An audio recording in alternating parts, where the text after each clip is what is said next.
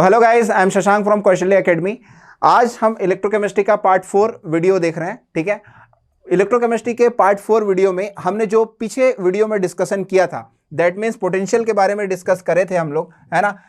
Electrode potential होता है ना, इलेक्ट्रॉन लूज होता है, Zn2+ के फॉर्म में लूज हो रहा था। या फिर आपको थोड़ा सा रिकैप करवाने की कोशिश करूंगा। आपको मैंने ऐसे करके कंटेनर दे रखा था, ठीक है, और ये जो आपका सेल था ऐसे करके ब्रिज से कनेक्टेड था, ठीक है। ऐसे करके थोड़ा सा रिकैप करेंगे बस जल्दी जल्दी। ये है आपका Zn रॉड, ठीक है, ये है आपका ZnSO4 और ये है आपका Cu रॉड और ये है आपका CuSO4, ठीक है। ऐसे करके दिया था, तो मैंने आपको बताया था कि यहाँ से आपका Zn2+ निकल रहा होगा, ठीक है। यहाँ पे आपका Cu2+ जा रहा होगा, दैट मीन्स ये डिपॉजिट होता है। तो बहुत अच्छे से आपको बताया था बेटा कि डिपॉजिट कैसे होता है, सारी चीजें आपको कहानी बताया था।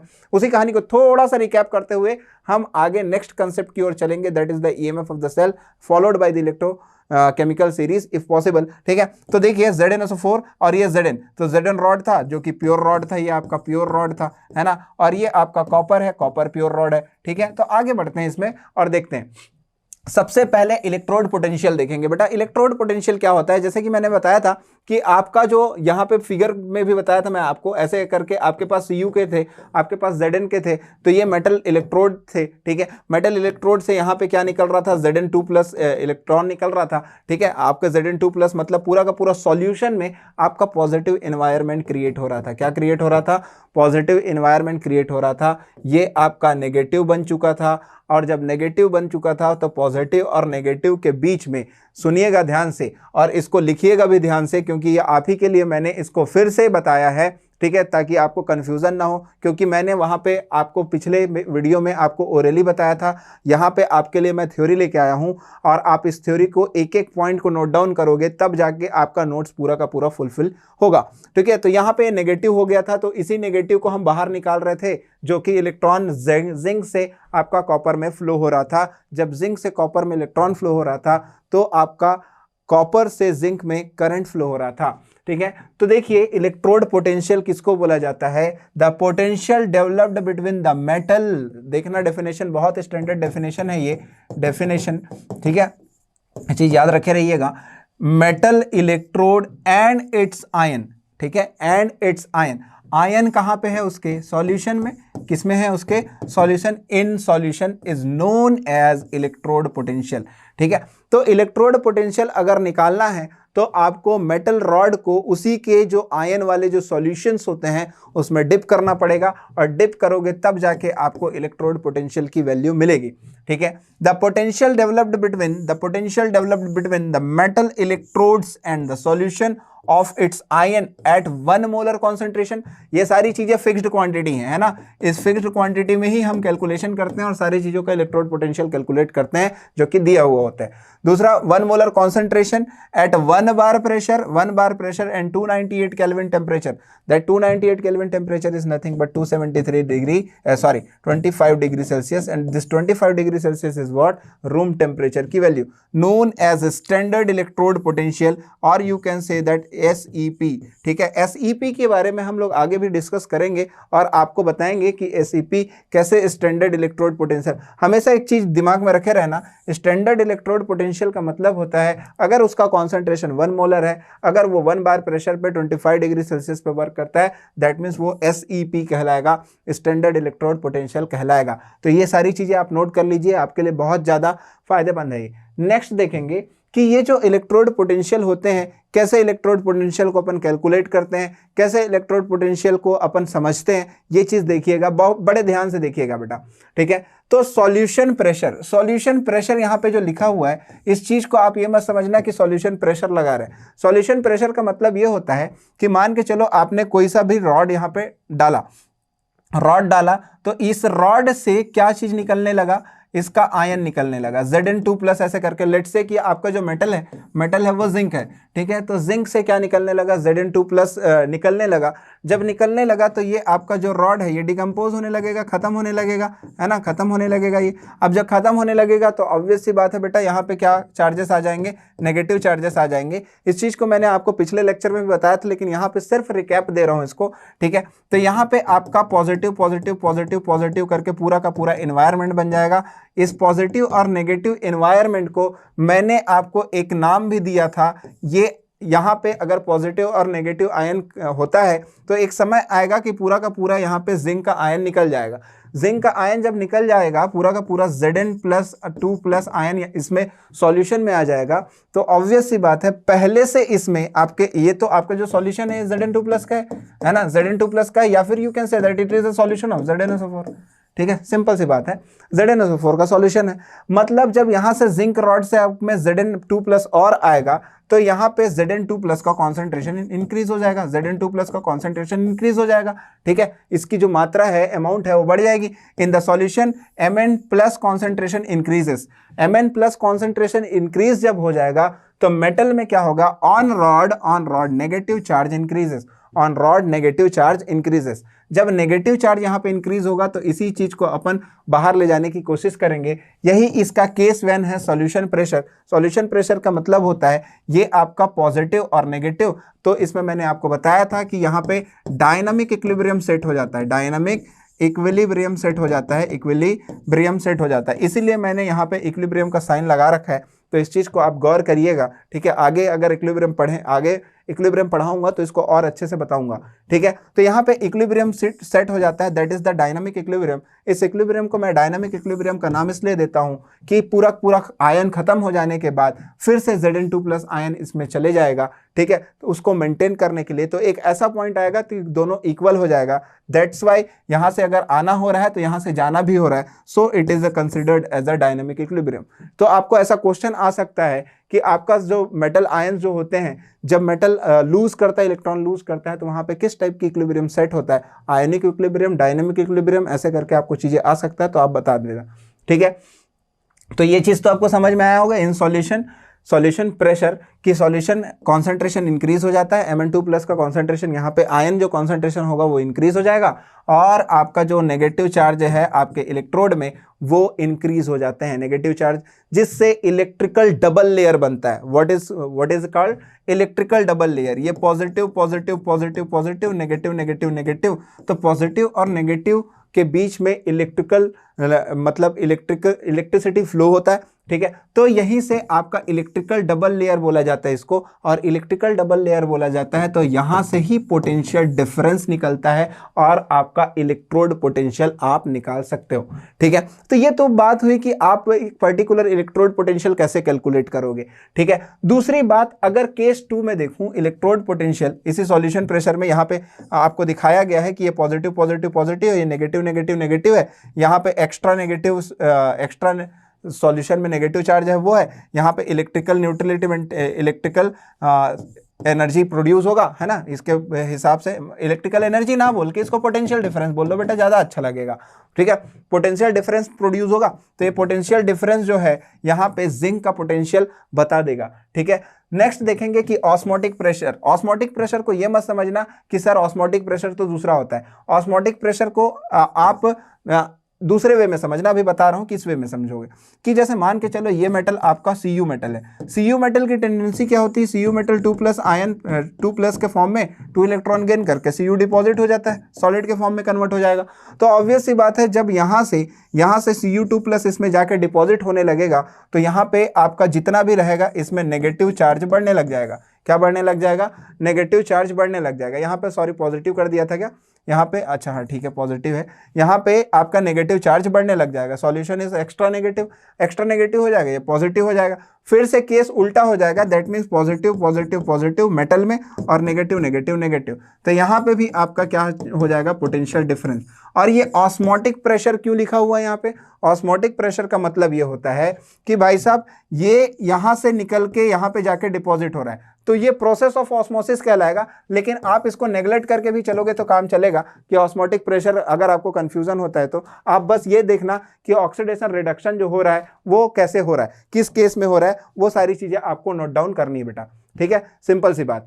उसके बाद देखेंगे कि ये जो इलेक्ट्रोड पोटेंशियल अपन कैलकुलेट कर रहे हैं या फिर निकाल रहे हैं किसी भी चीज के इलेक्ट्रोड पोटेंशियल के बारे में मैंने आपको बताया, वो कैसे होगा। तो इलेक्ट्रोड पोटेंशियल को बेसिकली दो भागों में बांटा जाता है, that is the oxidation potential and reduction potential. क्या? ऑक्सीडेशन पोटेंशियल और रिडक्शन पोटेंशियल। ऑक्सीडेशन पोटेंशियल कैसे लिखेंगे और रिडक्शन पोटेंशियल कैसे लिखेंगे ये दिखाएंगे आपको। अगर आपको ऑक्सीडेशन लिखना आता है, अगर आपको रिडक्शन लिखने आता है, ठीक है, या फिर आपको ऑक्सीडेशन हाफ लिखने आता है, ऑक्सीडेशन हाफ लिखने आता है, और यदि आपको रिडक्शन हाफ लिखने आता है, रिडक्शन हाफ लिखने आता है, तो आप ऑब्वियसली इसको बना सकते हो, बहुत इजी तरीके से बना सकते हो, ठीक है, आपके लिए कोई रॉकेट साइंस नहीं है। फिर देखते हैं इसको कि oxidation potential that means OP, ठीक है, ओपी बोल रहे हैं, इसके बाद थोड़ी सी चीजें इसमें चेंज हो जाएगी, एसओपी बोल दूंगा, एसओपी बोल दूंगा। अगर ये ओपी है, ऑक्सीडेशन पोटेंशियल है, इसी को मैं एसओपी बोल दूंगा तो क्या हो जाएगा? Standard oxidation potential. Standard oxidation potential, जब भी मैं एस वर्ड लगाऊंगा तो आपके दिमाग में आ जाना चाहिए कि सर 1 atm प्रेशर पे बात कर रहे होंगे, ठीक है, या फिर 1 बार प्रेशर पे बात कर रहे होंगे, 1 मोलर कॉन्सेंट्रेशन पे बात कर रहे होंगे, and you can say that 25 degree Celsius room temperature पे बात कर रहे होंगे। ये चीज आपके दिमाग में अच्छी तरीके से आ जाना चाहिए, ठीक है, क्योंकि आपका जो ऑक्सीडेशन पोटेंशियल है उसको हम लोग रिप्रेजेंट कर रहे हैं यहां पे, है ना। तो ओपी और एसओपी के बारे में आपको डिफरेंस पता होना चाहिए। दूसरा चीज, electrode potential for the oxidation half, कि अपन क्या लिखेंगे? ऑक्सीड, कोई चीज ऑक्सीडाइज होता है मतलब वहां से कोई इलेक्ट्रॉन निकल गया, एन इलेक्ट्रॉन निकल गया, ठीक है। तो टेंडेंसी टू गेट ऑक्सीडाइज, ठीक है, ऑक्सीडेशन पोटेंशियल में क्या होता है? टेंडेंसी टू गेट ऑक्सीडाइज, ठीक है, ग्रेटर द ऑक्सीडेशन पोटेंशियल। बहुत इंपॉर्टेंट पॉइंट है बेटा, बहुत इंपॉर्टेंट पॉइंट है, नीट के डायरेक्ट क्वेश्चन में से है एक है ये, है ना। इसको आप नोट करके रखिएगा कि greater oxidation potential greater will be the frequency to get oxidise. अगर जिसकी ऑक्सीडेशन पोटेंशियल ज्यादा होती है, जिसकी ऑक्सीडेशन पोटेंशियल ज्यादा होती है, their greater frequency to get oxidise, वो बहुत जल्दी ऑक्सीडाइज हो जाएगा, ठीक है, जिसका ऑक्सीडेशन पोटेंशियल ज्यादा होता है। वही बात अगर मैं रिडक्शन पोटेंशियल के लिए करूं, ठीक है, तो रिडक्शन पोटेंशियल यहां पे फिर रिडक्शन पोटेंशियल लिखा है, तो ये अगर एसआरपी लिखा गया तो फिर से वही पुराना वाला case, standard reduction potential. What is इसका डेफिनेशन भी मैं आपको बताऊंगा, डोंट वरी अबाउट इट। तो स्टैंडर्ड रिडक्शन पोटेंशियल मतलब 1 मोलर कॉन्सेंट्रेशन, 1 बार प्रेशर और 25 डिग्री सेल्सियस की अगर बात करेगा तो आपका स्टैंडर्ड रिडक्शन पोटेंशियल कहलाएगा, ठीक है। अपन अभी सिर्फ बात कर रहे हैं रिडक्शन पोटेंशियल पे, तो रिडक्शन पोटेंशियल पे बात करेंगे तो the electrode potential for the reduction half reaction, जब वो गेन कर लेता है तो मेटल में चेंज हो जाता है, वही उसका रिडक्शन पोटेंशियल होता है। अगर आपको रिडक्शन हाफ का रिएक्शन लिखने आता है तो आप रिडक्शन पोटेंशियल भी बता सकते हो। Tendency to get reduce, greater the reduction potential greater will be the tendency to get reduced, है ना। ये पॉइंट आप याद रखे रहना क्योंकि ये पॉइंट आपको बहुत काम आता है, ठीक है। उसके बाद देखते हैं कि भैया आपका इलेक्ट्रोड पोटेंशियल्स जो होते हैं, जो भी इलेक्ट्रोड का आप पोटेंशियल निकालते हैं वो किन किन फैक्टर्स पे डिपेंड करता है, कौन कौन सी ऐसी चीजें जिनमें इलेक्ट्रोड पोटेंशियल डिपेंड करेगा। जैसे जितना ज्यादा नंबर ऑफ आयंस होगा, positive negative positive negative negative negative, तो आपका मेन चीज किस पे डिपेंड करेगा? Concentration of the solution. जितना ज्यादा आपका कॉन्सेंट्रेशन ऑफ द सॉल्यूशन होगा उतने में वो डिपेंड करेगा कि वहां पे आयन का मूवमेंट कैसे होगा, कैसे मूव करेगा, कैसे वो इलेक्ट्रिकल न्यूट्रलिटी मेंटेन करेगा, उसके बारे में। दूसरा, नेचर ऑफ द मेटल के बारे में भी, नेचर ऑफ द मेटल पे भी डिपेंड करेगा। अगर आपका मेटल में फ्री इलेक्ट्रॉन कम है या फिर आपका जो मेटल है उसका जो ऑक्सीडाइजिंग जो नेचर है वो कम हो जाएगा, तो उस ऑक्सीडाइजिंग या फिर रिड्यूसिंग जो नेचर है वो कम हो जाएगा, तो उस चीज पे भी आपका इलेक्ट्रोड पोटेंशियल डिपेंड करता है। तो चूज वाइजली यूर इलेक्ट्रोड, है ना, इलेक्ट्रोड को वाइजली चूज किया जाता है। इसीलिए हमारी जो बैटरीज होती हैं वो कोई सस्ती बैटरी पाई जाती है, कोई महंगी बैटरी पाई जाती है। थर्ड है pressure and temperature condition. Pressure and temperature condition जो होते हैं ये एक्सपेरिमेंटल कंडीशंस होते हैं, एक्सपेरिमेंटल कंडीशन होते हैं। एक्सपेरिमेंटल कंडीशन इसको मैं इसलिए बोलता हूं क्योंकि इसका अपन कोई थ्योरेटिकल एविडेंस यहाँ पे लिख के पूरा का पूरा यहाँ पे पीएचडी करने वाले नहीं है। क्यों? क्योंकि प्रेशर और टेम्परेचर, हर प्रेशर और हर टेम्परेचर में इलेक्ट्रोड का जो बिहेवियर होता है वो अलग अलग होता है, ठीक है। वो बाद में देखेंगे, थर्मोडायनेमिक सिस्टम में आपको मैं बताऊंगा कि कैसे मेटल का बिहेवियर चेंज हो जाता है जब आप टेम्परेचर और प्रेशर के साथ खेलते हैं, ठीक है। तो ये मेन चीज था कि इलेक्ट्रोड पोटेंशियल इन सारी चीजों पर डिपेंड करती है, ठीक है। नेक्स्ट देखेंगे रेफरेंस इलेक्ट्रोड, ठीक है। ये एक थ्योरी जो है ये बहुत इंपॉर्टेंट थ्योरी में से एक है। ठीक है, इसमें डरना मत, बहुत ही छोटा सा कंसेप्ट है, ठीक है, लेकिन बहुत प्यारा कंसेप्ट है। अगर आप इलेक्ट्रोड पोटेंशियल किसी चीज का कैलकुलेट कर रहे हैं, अगर आप इलेक्ट्रोड पोटेंशियल किसी चीज का कैलकुलेट कर रहे हैं, तो जो इलेक्ट्रोड पोटेंशियल आपने कैलकुलेट किया हुआ है, क्या उसके लिए कोई स्टैंडर्ड मेजरमेंट था? या फिर मैं एक सिंपल सी चीज आपको बताता हूं बेटा, कि अगर आपके पास मैं बोलूं ये पेन जो है ये 1 मीटर है, तो आप मान लोगे, आपने तो देखा हुआ है ना 1 मीटर, इतना 1 मीटर की जो लेंथ होती है वो कितनी होती है। मैं अगर आपको सपोज बोलूं कि ये 1 kg है करके, आप मान लोगे, आप जानते हो स्टैंडर्ड 1 kg कितना होता है। अगर मैं आपको बोलूं कि ये 1 किलोमीटर है करके, तब भी नहीं मानोगे, क्योंकि आपका जो स्टैंडर्ड जो वैल्यू होता है वो अलग होता है। वैसे ही हमको कोई ना कोई इलेक्ट्रोड को रेफरेंस इलेक्ट्रोड बनाना पड़ता है, कोई ना कोई इलेक्ट्रोड को रेफरेंस इलेक्ट्रोड बनाना पड़ता है। ये दो टाइप के होते हैं, एक प्राइमरी रेफरेंस इलेक्ट्रोड होता है, एक सेकेंडरी रेफरेंस इलेक्ट्रोड होता है। प्राइमरी रेफरेंस इलेक्ट्रोड के अंदर शी आता है, स्टैंडर्ड हाइड्रोजन इलेक्ट्रोड। क्या आता है? स्टैंडर्ड हाइड्रोजन इलेक्ट्रोड आता है, इसके अंदर इलेक्ट्रोड आता है, ठीक है, शी आता है, standard hydrogen electrode. Standard hydrogen electrode आता है, तो यही हमारे काम का है, चाहे आप कितना भी बड़ा एग्जाम दो। नीट की मतलब जो सिलेबस में है वो स्टैंडर्ड हाइड्रोजन इलेक्ट्रोड से कंपेयर करके चीजें। दूसरा आता है सेकेंडरी रेफरेंस इलेक्ट्रोड। जिस जगह पे, पहले सुन ही लो, ठीक है, वैसे काम का नहीं है फिर भी सुन लो, जिस जगह पे आपका प्राइमरी रेफरेंस इलेक्ट्रोड काम नहीं करेगा, वहां पे सेकेंडरी रेफरेंस इलेक्ट्रोड का काम होता है। सेकेंडरी रेफरेंस इलेक्ट्रोड आपका कैलोमेल इलेक्ट्रोड होता है और सिल्वर क्लोराइड इलेक्ट्रोड होता है। कैलोमेल का मतलब होता है Hg2Cl2 इलेक्ट्रोड का कॉम्बिनेशन, Hg2Cl2 इलेक्ट्रोड का कॉम्बिनेशन, और यहाँ पे तो आप जानते हो AgCl, ठीक है, AgCl का कॉम्बिनेशन, या फिर you can say that AgBr का कॉम्बिनेशन, ऐसे करके। कभी ऐसी धोखे से पूछ दिया कि सिल्वर क्लोराइड इलेक्ट्रोड क्या होता है करके, तो सिल्वर का जो कॉम्बिनेशन वाला होता है, जिसमें ये कैलोमेल और आपका ये सिल्वर में आपको देखना पड़ेगा कि यहां से अगर इधर जा रहे हैं तो ऑक्सीडेशन किस में हो रहा है, रिडक्शन किस में हो रहा है, तो इसको बेसिस माना जाता है। जैसे हम लोग यहाँ पे प्राइमरी रेफरेंस इलेक्ट्रोड में हम लोग शी के बारे में पढ़ रहे हैं, that means standard hydrogen electrode के बारे में पढ़ रहे हैं, वैसे ही यहाँ पे हम कैलोमेल इलेक्ट्रोड और सिल्वर इलेक्ट्रोड के बारे में भी पढ़ते हैं, लेकिन ये आपके सिलेबस में है नहीं। फिर भी मैं आपको थोड़ा सा इंट्रो दिखा दिया कि आपका रेफरेंस इलेक्ट्रोड दो टाइप के होते हैं, इसके बाद और भी कैटेगरी नहीं होती इसकी, ठीक है। तो देखते हैं अपन स्टैंडर्ड हाइड्रोजन इलेक्ट्रोड क्या होता है। स्टैंडर्ड हाइड्रोजन इलेक्ट्रोड क्या होता है, पहले तो यहाँ पे स्टैंडर्ड जो वर्ड लिखा हुआ है बेटा, उसको आप समझो।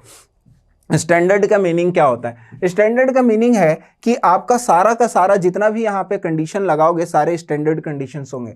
मतलब आप पहले एक चीज समझो कि ये ट्यूब है आपके पास, ये ट्यूब का ये एक ओपनिंग है, नीचे साइड भी ओपनिंग है। ये जो दिख रहा है ना, ये जो वायर दिख रहा है, ये प्लेटिनम वायर है, प्लेटिनम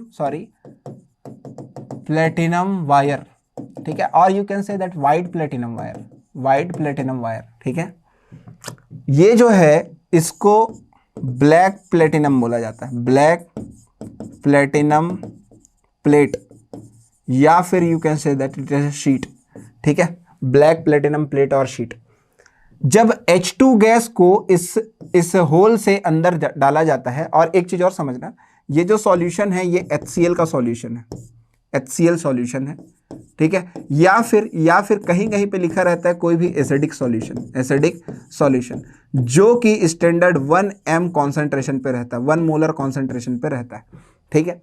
अब होता यूं है कि भाई जब आप H2 गैस को यहां से डालोगे, H2 गैस को यहां से डालोगे, तो ये जो इलेक्ट्रोड है, मतलब ये जो आपका प्लेटिनम जो रॉड दिख रहा है या फिर प्लेटिनम वायर जो है, ये तो इनर्ट होता है। क्या होता है? प्लेटिनम वायर आपका इनर्ट होता है। तो ये जो इनर्ट है, इसके साथ कोई रिएक्शन होगा क्या? जब आपने डाला, ऐसे करके डाला, तो जो जितना था वो चिपक गया, ठीक है, और यहाँ पे 1 m H+ है, और यहाँ से अगर इस पे H2 है ना, ये H2 है, H2 अगर चेंज होके 2H++ 2 इलेक्ट्रॉन में कन्वर्ट हो गया, तो यहाँ से अगर इलेक्ट्रॉन यहाँ चिपकता है, और यहाँ से अगर आपका 2 इलेक्ट्रॉन अगर बाहर निकलता है, तो 2 इलेक्ट्रॉन जब बाहर निकलेगा तो यहाँ तो H+ है, ठीक है, क्या है, H+ है, यहाँ पे लिखा हुआ है finally divided platinum coated on platinum foil, या फिर प्लेटिनम ब्लैक भी बोला जाता है उसको, ठीक है।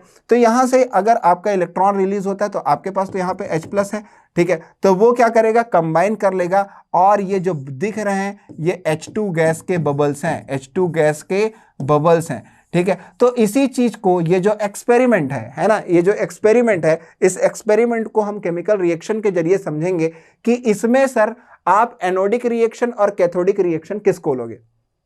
सबसे बड़ा पॉइंट बनता है कि नहीं, कि यहां पे सर आप एनोडिक रिएक्शन और कैथोडिक रिएक्शन किसको लोगे। यहां पे कोई चीज आ रहा है, हाइड्रोजन आ रहा है, सर मेरे को पता नहीं चल रहा है कि वो हाइड्रोजन आ रहा है वो प्लेटिनम के साथ क्या कर रहा है, और प्लेटिनम वहां पे क्यों है, और यहां पे H2 निकल रहा है, मतलब कुछ चीजें आपके दिमाग में आ रहा होगा, ऑक्सीडेशन रिडक्शन वाली चीजें आपके दिमाग में आ रहा होगा, तो उसको आप व्यर्थ मत जाने दो, इसको देखते हैं कि केमिकल रिएक्शन इसका कैसे होगा। तो इसका सिंपल सा होगा बेटा, प्राइमरी रेफरेंस जो इलेक्ट्रोड है, जिसको हाइड्रोजन इलेक्ट्रोड के नाम से जाना जाता है, इसका रिप्रेजेंटेशन ऐसे करते हैं हम लोग, प्लेटिनम मेटल, ये प्लेटिनम मेटल है ना, जो भी एंड रहेगा उसमें प्लेटिनम मेटल रहेगा इसका। ये H2 गैस है, H2 गैस को क्योंकि आपने पंप किया है ना, H2 गैस को पंप किया है, तो ये वाला पोर्शन आपका ऑक्सीडेशन वाला पोर्शन होगा। ऑक्सीडेशन मतलब लॉस ऑफ इलेक्ट्रॉन करेगा। जब ये लॉस ऑफ इलेक्ट्रॉन H2 अगर लॉस कर रहा है इलेक्ट्रॉन का, दैट मीन्स ऑब्वियस सी बात है 2H++ 2 इलेक्ट्रॉन निकाल रहा है, ठीक है, ऐसे करके करेगा, 2H++ 2 इलेक्ट्रॉन निकालेगा। कब, 1 मोलर कॉन्सेंट्रेशन में, स्टैंडर्ड कंडीशन में निकालेगा। अगर आप यहाँ पे देख रहे होगे तो आपको चीजें समझ में आ रही होगी। आप इस रिएक्शन को देखो, इस वाले रिएक्शन को मैंने यहाँ पे लिखा है कि इसके जो एनोड है जिसमें ऑक्सीडेशन हो रहा है, जो इसका एनोड वाला पोर्शन है, ऑक्सीडेशन हो तो H2 गैस 2H+ + 2 इलेक्ट्रॉन में कन्वर्ट हो रहा है, सिंपल सी बात है, ठीक है। तो इसको लिखना है तो स्टैंडर्ड कंडीशन में एक चीज आप कीप इन माइंड करो कि आपका ये जो है नॉट लगा देता हूं, तो नॉट का मतलब होता है स्टैंडर्ड। क्या हो जाता है इसका मतलब, स्टैंडर्ड। तो ये चीज आप दिमाग में रखिएगा, ठीक है। कहां से कहां कन्वर्ट हो रहा है, H2 से H+ में कन्वर्ट हो रहा है, फेस चेंज हो रहा है, देखिए यहां पे फेस चेंज हो रहा है, H2 से H+ में चेंज हो रहा है। तो इसको मैं क्या बोलूंगा, क्या है ये, मेरा ऑक्सीडेशन है। और कौन सा ऑक्सीडेशन है, 1 मोलर कॉन्सेंट्रेशन, 1 बार प्रेशर और 25 डिग्री सेल्सियस पे ये काम हो रहा है। दैट मीन्स ये मेरा SOP कहलाएगा। SOP मतलब स्टैंडर्ड ऑक्सीडेशन पोटेंशियल। क्या कहलाएगा ये, स्टैंडर्ड ऑक्सीडेशन पोटेंशियल। वही चीज अगर मैं कैथोड की मैं बात करूं, ठीक है, ये थोड़ा सा रफ रिप्रेजेंटेशन है, इसका और अच्छे से रिप्रेजेंटेशन दिखाऊंगा मैं आपको।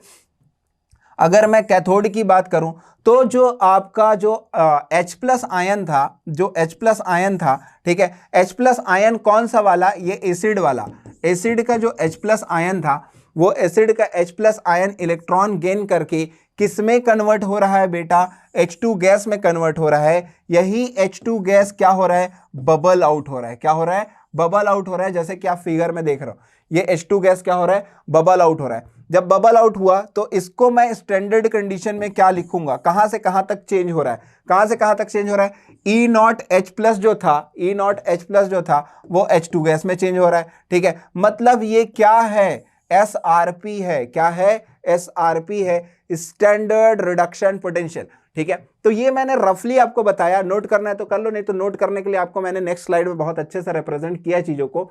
देखिए, स्टैंडर्ड हाइड्रोजन जो इलेक्ट्रोड है, जिसको मैं शी बोलता हूं, है ना, शी बहुत अजीब है बट अच्छी है। देखिए, फॉर एनोडिक रिएक्शन अगर मैं लिखूंगा बेटा, तो एनोडिक रिएक्शन के लिए प्लेटिनम सॉलिड, यहां पे metals will be at the end, metals will be at the end, मतलब मेटल्स हमेशा एंड में रहेगा। और मैं एनोडिक रिएक्शन लिखा, एनोडिक रिएक्शन में H2 गैस को, देखना रिप्रेजेंटेशन देखिएगा यहां पे मेरा, आपको बड़ा मजा आएगा।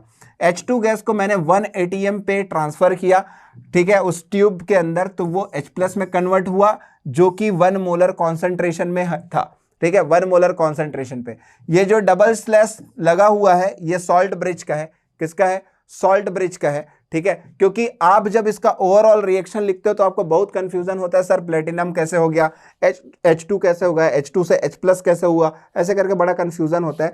इसीलिए मैंने इसको हाफ हाफ करके करवाया है। तो यहाँ पे आपको समझ में आ रहा होगा, अगर ये एनोड के लिए है तो यहाँ पे ऑक्सीडेशन हो रहा है, सिंपल सी बात, ठीक है। अगर मैं बात करा कैथोड की, तो कैथोड में क्या हो रहा था, H प्लस से वो H2 में कन्वर्ट हो रहा था, H2 बबल है ना, बबल है, बबल के फॉर्म में बाहर निकल रहा था।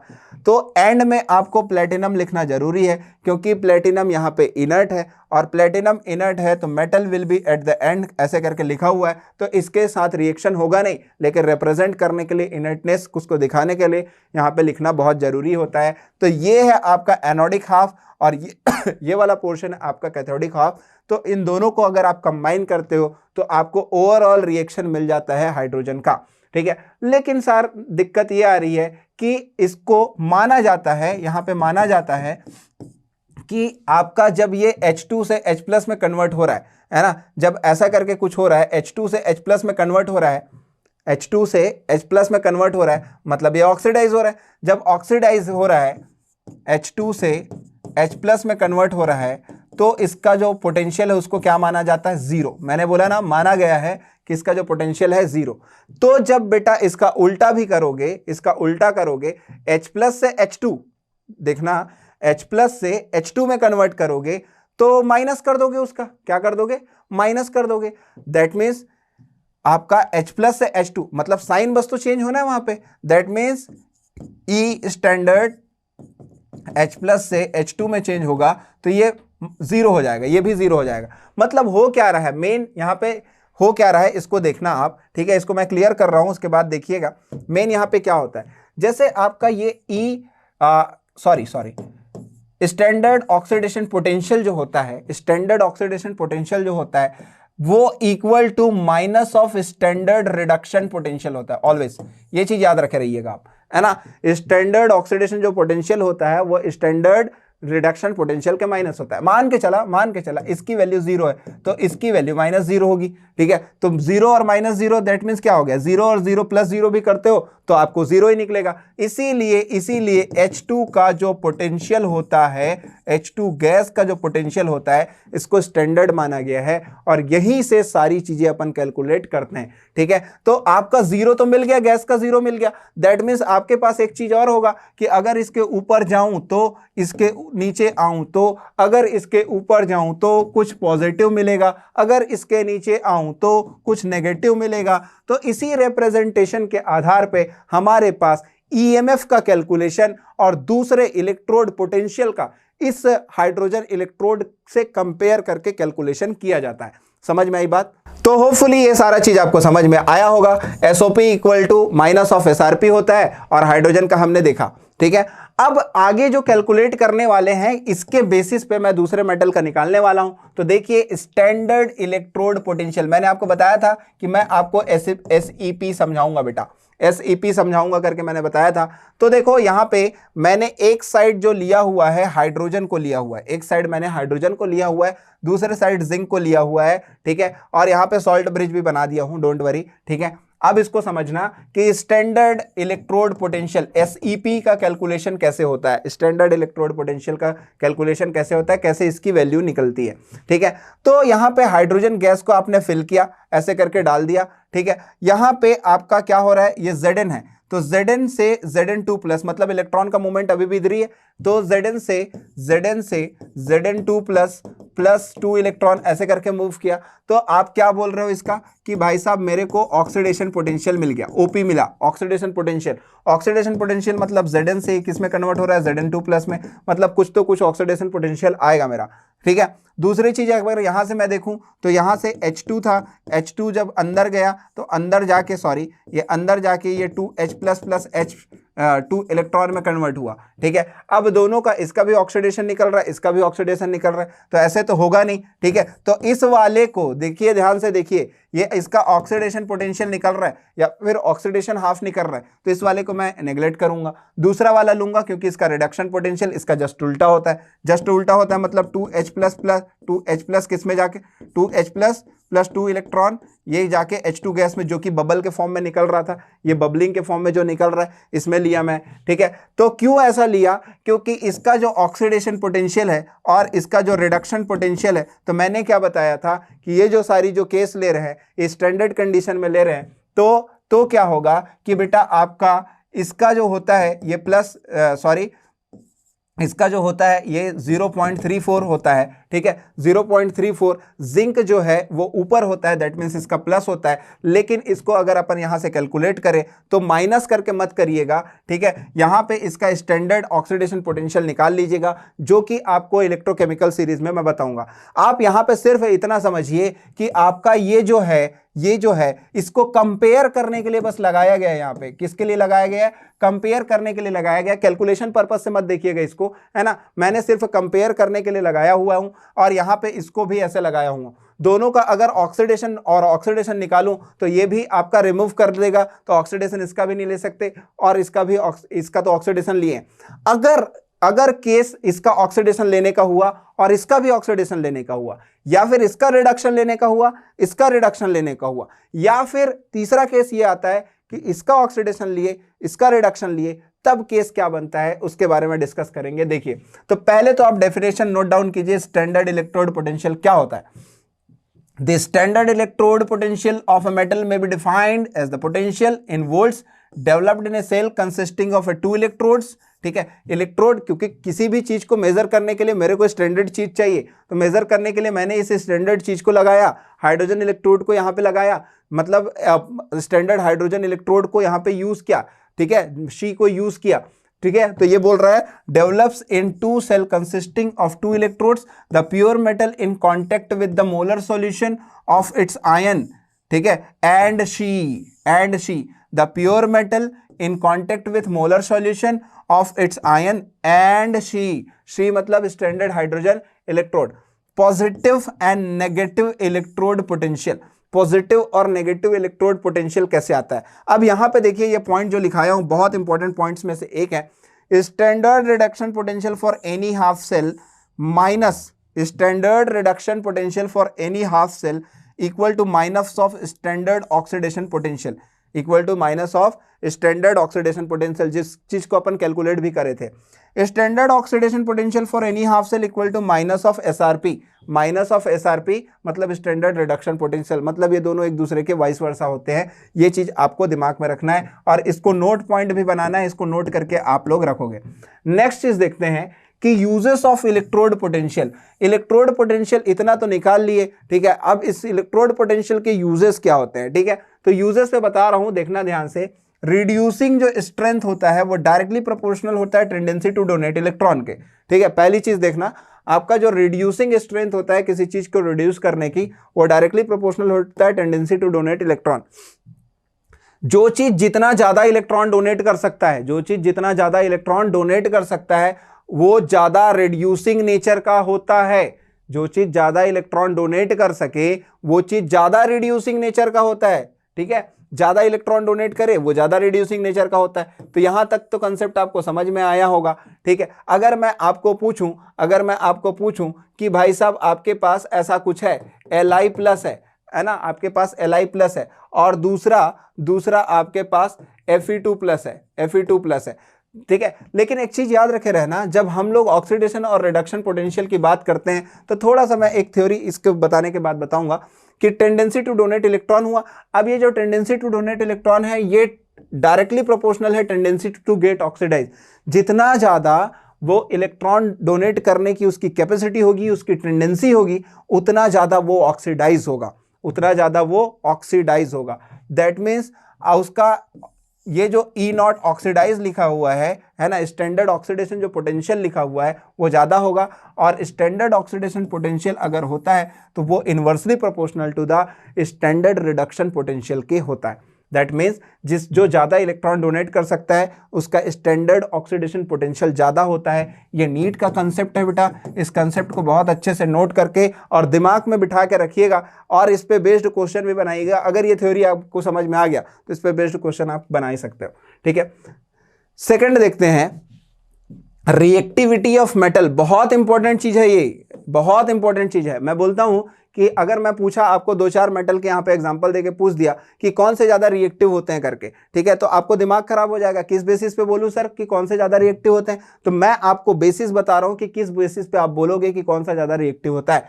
तो reactivity of a metal is directly proportional to tendency to form a cation, ठीक है, directly proportional to tendency to form cation and it is directly proportional to lose outermost electron.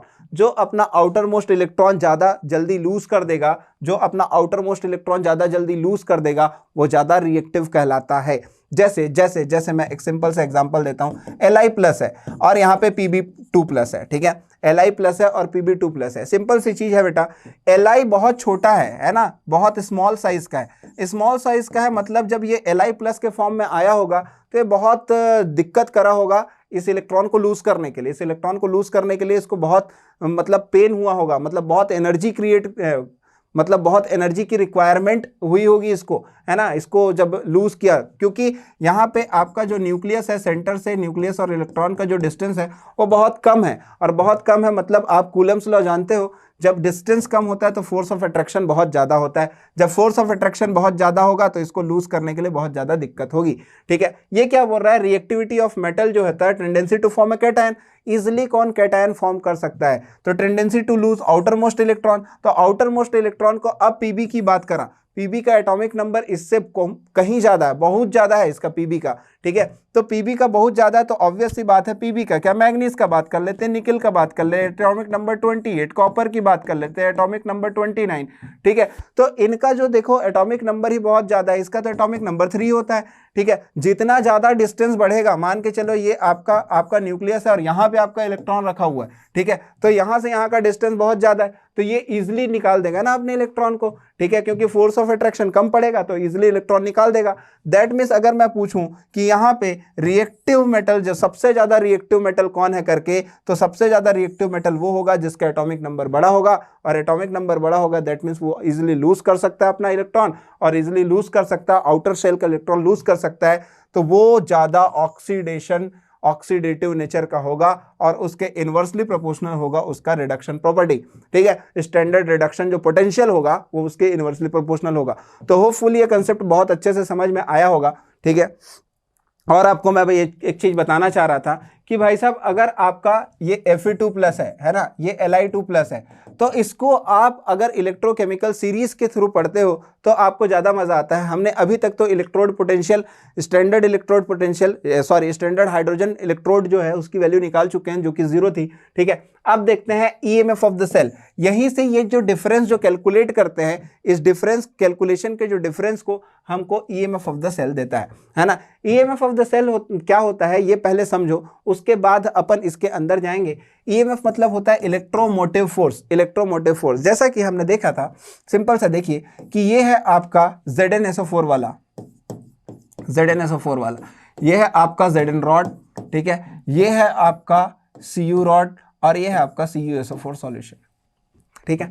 मैंने बोला कि यहां से इलेक्ट्रॉन जाएगा, तो भाई साहब यहां पे भी तो इलेक्ट्रॉन एक्सेप्ट करने की टेंडेंसी होनी चाहिए ना, Cu रॉड में इलेक्ट्रॉन एक्सेप्ट करने की टेंडेंसी होनी चाहिए। तो ये जो है यहां पे जो ये जा रहा है और ये एक्सेप्ट कर रहा है, इनके बीच में जो फोर्स ऑफ अट्रैक्शन जो क्रिएट हो रहा है, इलेक्ट्रॉन को मूव करने के लिए जो पोटेंशियल जो क्रिएट हो रहा है, that is called EMF of the cell and it is in the form of PD, जिसको अपना निकलता है पोटेंशियल डिफरेंस बोलते हैं। अब इसको देखिए कि Zn से Zn2+ में गया, मतलब नंबर चेंज हुआ, इंक्रीज हुआ, तो oxidation potential of zinc electron. Zn2+ से Zn में गया तो reduction potential of zinc electron, ठीक है, reduction potential for any electrode. Oxidation potential equal to negative of reduction potential. That means E cell मतलब ई सेल की value जो होती है reduction potential minus reduction potential of cathode minus of reduction potential of anode. अब sir ये कैसे समझ में आया, ये कैसे चीज में डाल दिया हमको। अगर मेरे को ई सेल की वैल्यू कैलकुलेट करनी है, दैट मीन्स मेरे को पोटेंशियल अगर किसी का कैलकुलेट करना है, तो रिडक्शन पोटेंशियल ऑफ कैथोड, ठीक है, क्योंकि पॉजिटिव टर्मिनल को पहले लेते हैं, पॉजिटिव ये नेगेटिव, ठीक है, दोनों का सम होना चाहिए, पॉजिटिव और नेगेटिव का सम होना चाहिए। तो reduction potential of cathode, reduction cathode में तो आपका रिडक्शन ही हुआ था तो उसका रिडक्शन पोटेंशियल माइनस ऑफ, अगर यहां पे ऑक्सीडेशन हुआ था तो एक्चुअल में क्या होना चाहिए था, reduction potential of anode plus oxidation potential of anode होना चाहिए था, लेकिन मैंने क्या बताया, oxidation potential of anode equal to minus of reduction potential होता है। तो आपको ये वाला फॉर्मूला बन के आता है कि reduction potential of cathode minus reduction potential of anode, इसी को बोला जाता है फॉर्मूला फॉर ईएमएफ कैलकुलेशन।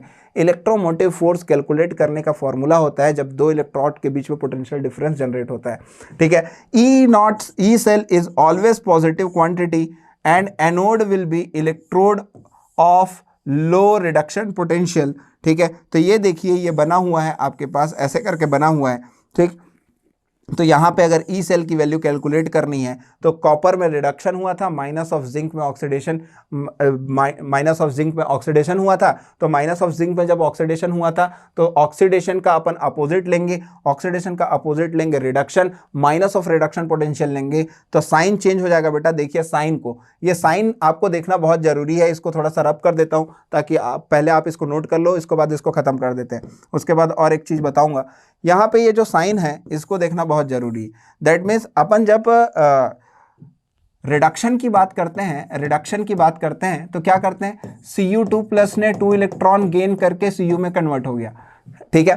तो इसको मैं स्टैंडर्ड वे में लिखूंगा तो कैसे लिखता हूं, Cu2 प्लस और ये Cu में कन्वर्ट हो गया, ऐसे करके लिखता हूं, क्योंकि यहां पे क्या हो रहा है, गेन हो रहा है, ठीक है। लेकिन जब मैं ऑक्सीडेशन की बात करता था तो कैसे करता था, E Zn से Zn2 प्लस में जा रहा है, मतलब यहां से क्या हो रहा है, ऑक्सीडेशन नंबर चेंज हो रहा है, रिमूवल ऑफ इलेक्ट्रॉन या फिर लॉस ऑफ इलेक्ट्रॉन हो रहा है। लेकिन यही चीज को अगर मैं रिडक्शन पोटेंशियल में चेंज कर दूं तो मेरे को इसको चेंज करना पड़ेगा, दैट मीन्स Zn2 प्लस से इसको मेरे को Zn में कन्वर्ट करना पड़ेगा। वही चीज यहाँ पे हुआ है, तो इस चीज को बहुत अच्छे से ध्यान में रखना, क्योंकि आपको एग्जाम में ये चीज उल्टा करके दे दिया जाता है, आपको ऑक्सीडेशन पोटेंशियल दे दिया जाता है और आप ईएमएफ का यही फॉर्मूला लगा के कैलकुलेट करते हो, जिससे आपका आंसर गलत होने के चांसेस बहुत ज़्यादा बढ़ जाते हैं, ठीक है। तो बहुत ही प्यारा कंसेप्ट था ये आपका ईएमएफ ऑफ द सेल, ठीक है। इसको आगे और देखेंगे तो आपको और अच्छे से समझ में आएगा कि कैसे इसको और कैलकुलेट कर सकते हैं, ठीक है। तो ईएमएफ ऑफ द सेल मैंने आपको बताया, आपको बहुत अच्छे से होगा, ये पूरा का पूरा पॉइंट आप नोट डाउन करके रखिएगा।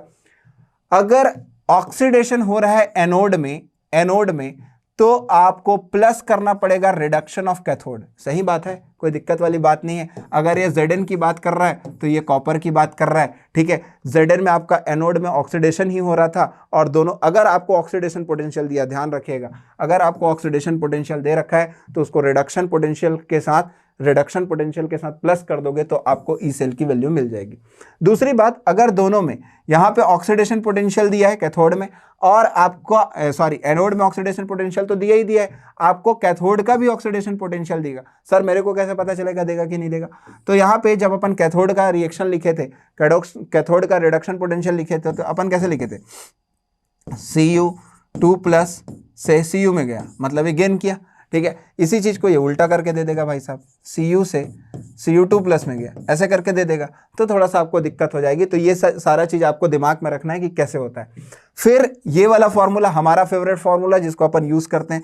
अब सर आप इसी को क्यों यूज करते हो, क्योंकि IUPAC कन्वेंशन ने कहा है कि झगड़ा होने की कोई जरूरत नहीं है, ठीक है। एक के पास पूछने को गया, ठीक है, मैंने पूछा ए को मैंने पूछा कि भाई साहब जिंक का कितना होता है करके, तो इन्होंने बताया, मान के चलो मैंने पूछा इसको, हाँ जिंक का ही पूछा, तो लेट्स से एक एग्जांपल है कि इसने बोला 0.34 होता है ना, प्लस 0.34 होता है। मैंने दूसरे से पूछा कि जिंक का कितना होता है करके बी से, तो उसने बताया माइनस 0.34 होता है। दोनों बता सही रहे हैं, ठीक है, एक बता रहा है ऑक्सीडेशन पोटेंशियल, एक बता रहा है रिडक्शन पोटेंशियल। अगर आपको ध्यान से समझ में आ रहा होगा तो नीचे वाला रिडक्शन पोटेंशियल की बात कर रहे हैं और ऊपर वाला ऑक्सीडेशन पोटेंशियल की बात कर रहा है। तो इसने बोला कि आप क्या लोगे, तो IUPAC ने डिसाइड किया, international union of pure and applied chemistry ने और केमिस्ट्री के और भी ऑर्गेनाइजेशन साथ में आके इसको डिसाइड किए कि भाई अब से आप झगड़ा होने वाली बात नहीं है, चाहे कोई भी चीज हो, आप सिर्फ और सिर्फ, बहुत बड़े लेटर में लिख रहा हूं, रिडक्शन पोटेंशियल ही लोगे। क्या लोगे कैलकुलेशन के लिए, रिडक्शन पोटेंशियल की ही वैल्यू लोगे। इसीलिए ये वाले फॉर्मूला को हम लोग यूज करते हैं, क्योंकि इसमें दोनों साइड में हम लोग रिडक्शन पोटेंशियल को ही यूज करते हैं, ठीक है। बात समझ में आई होगी बेटा, बहुत इंपॉर्टेंट सा डिस्कशन किया हूं यहाँ पे, फिर आगे देखते हैं इसमें। ठीक, calculate the E0 cell numerical for made up of cell made up of electrode, ठीक है। यहाँ पे तो आपको दे दिया है कि Ag से Ag प्लस में गया 0.80 वोल्ट दिया है, MnO4 से Mn2 प्लस में गया तो ये 1.51 दिया है। ये रिडक्शन हुआ है, ये रिडक्शन हुआ है। आपके दिमाग में क्या चमकना चाहिए, रिडक्शन कब होता है बाबू, जब गेन ऑफ इलेक्ट्रॉन होता है। क्या होता है, गेन ऑफ इलेक्ट्रॉन होता है। तो गेन ऑफ इलेक्ट्रॉन कैसे होगा, यहाँ पे इसका, जैसे कि मैंने आपको रेडॉक्स में बताया था, यहाँ पे +7 आएगा Mn का और यहाँ पे +2 है, तो ऑब्वियस सी बात है यहाँ से यहाँ गया है तो गेन ऑफ इलेक्ट्रॉन हुआ है। तो गेन ऑफ इलेक्ट्रॉन वाला ही केस जो होता है वो रिडक्शन का होता है। कैसे होता है, Cu2+ से Cu में कन्वर्ट हो रहा था, ठीक है, तो इसको अपन रिडक्शन लिए थे, तो ये वाला जो इक्वेशन है ये सही लिखा है, ठीक है। दूसरा चीज देखते हैं ऑक्सीडेशन। ऑक्सीडेशन में ये 0 था, 0 से 1 में गया, 0 से किस में गया, 1 में गया, तो ये ऐसे गया रहा होगा, ये ऐसे गया, दैट मीन्स ये ऑक्सीडेशन नंबर इसका क्या हो रहा है, इंक्रीज हो रहा है। 0 से 1 में गया मतलब ऑक्सीडेशन हो रहा है। अगर मैं इसको दोनों को प्लस कर दूं तो यहां से कोई सा फॉर्मूला उठा लो आप। पहले में क्या दिया है आपका, ये जो है ये रिडक्शन जो हो रहा है ये आपका कौन सा होना चाहिए, एनोड होना चाहिए कि कैथोड होना चाहिए। आपका जो ऑक्सीडेशन है ये आपका एनोड है और ये वाला आपका कैथोड है। तो पीछे से फॉर्मूला उठाइए बेटा, एनोड में ऑक्सीडेशन हो रहा है और इसमें आपका कैथोड में रिडक्शन हो रहा है, ठीक है, तो गड़बड़ हो जाएगा, ठीक है, क्योंकि ये ऑक्सीडेशन है, ये ऑक्सीडेशन है। तो आप एनोड में आपका ऑक्सीडेशन हो रहा है, कैथोड में आपका रिडक्शन हो रहा है। ये वाला फॉर्मूला यूज करके आप बना सकते हो। कैसे बनाएंगे, ठीक है, तो E cell equal to -0.80 volt plus 1.51 volt, ठीक है, आप इसको कैलकुलेट करोगे 0.71 वोल्ट आएगा, ठीक है, ऐसे करके निकाल सकते हो। सर आप जो वो रिडक्शन वाली बात कर रहे थे, अगर इसको मैं रिडक्शन पोटेंशियल में चेंज कर दूंगा तो क्या हो जाएगा, अगर आप इस ऑक्सीडेशन को रिडक्शन पोटेंशियल ऑफ एनोड में चेंज कर दोगे तो आपका ये जो वैल्यू है ये वैल्यू पॉजिटिव हो जाएगा और आपका जो फॉर्मूला है E cell equal to E anode minus E cathode minus E anode जो होता है, तो कैथोड की वैल्यू आपके पास पॉजिटिव में 1.51 माइनस ऑफ 0.80 हो जाएगा और इससे आपको 0.71 वोल्ट निकल जाएगा।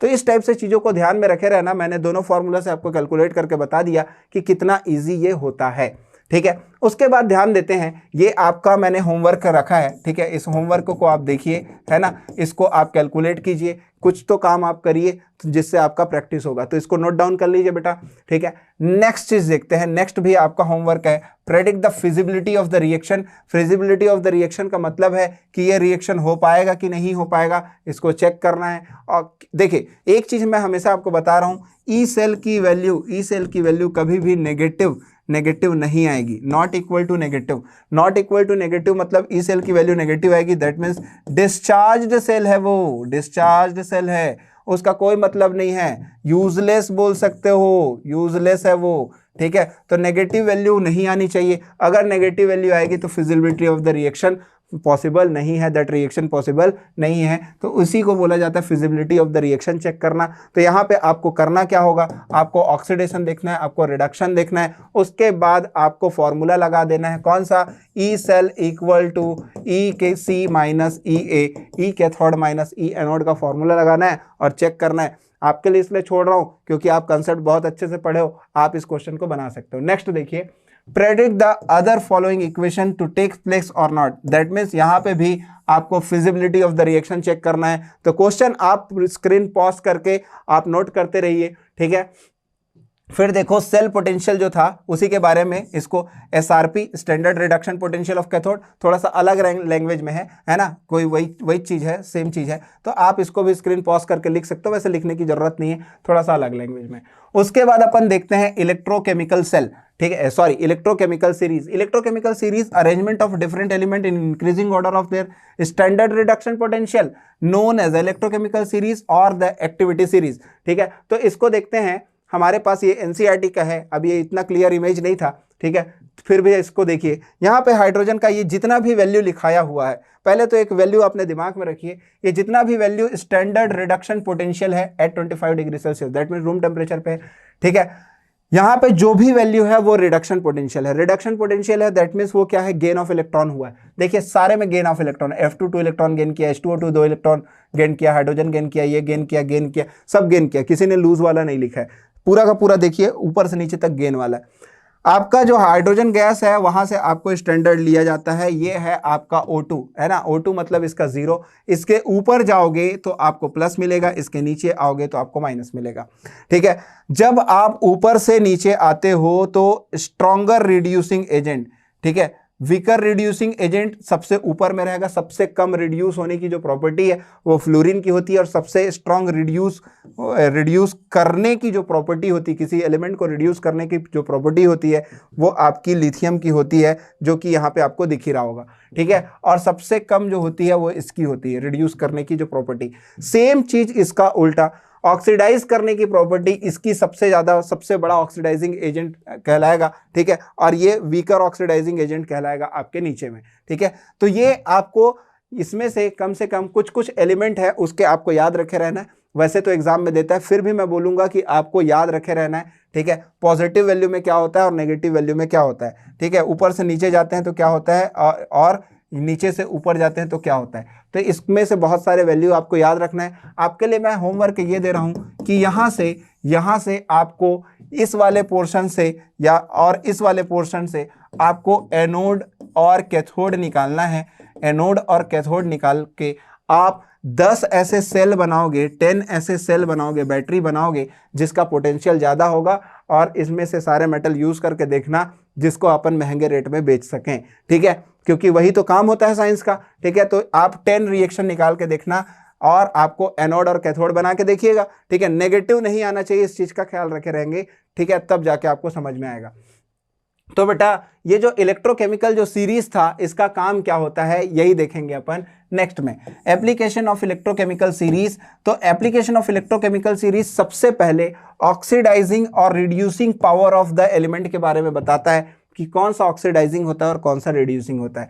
रिएक्टिविटी ऑफ द मेटल के बारे में भी बताता है। मैंने रिएक्टिविटी ऑफ मेटल को आपको बताया था कि जो ज़्यादा इजीली इलेक्ट्रॉन रिमूव कर दे वो ज़्यादा रिएक्टिव होता है। ठीक है, रिएक्टिविटी ऑफ नॉन मेटल इसके जस्ट अपोजिट हो जाएगा। ठीक है, displacement reaction in a solution, ठीक है, सॉल्यूशन में डिस्प्लेसमेंट रिएक्शन हो रहा है कि नहीं हो रहा है उसके बारे में बताएगा कि इलेक्ट्रॉन लूज हो रहा है कि गेन हो रहा है। ठीक है, metal above hydrogen displaces H2 from dilute acid solution, one of the most important point, and this point is asked in Ames assertion region portion. ठीक है, तो होपफुली यहां तक चीजें आपको बहुत अच्छे से क्लियर हुई होगी, है ना। मैंने आपको A to Z इसमें चीजें क्लियर करी है। अब आपका काम यह है कि जितना कंसेप्ट आपको बताया गया है बेटा उस कंसेप्ट पे आप न्यूमेरिकल लगाइए। ठीक है, चीजों को देखिए। कंसेप्ट अगर आपका अच्छा हो जाता है तो न्यूमेरिकल आसानी से लग जाता है। छोटी छोटी मगर मोटी बातों का ध्यान बिल्कुल रखिएगा। ठीक है, टिल देन मिलते हैं हम आपसे नेक्स्ट क्लास में। Till then goodbye, thank you, have a nice day.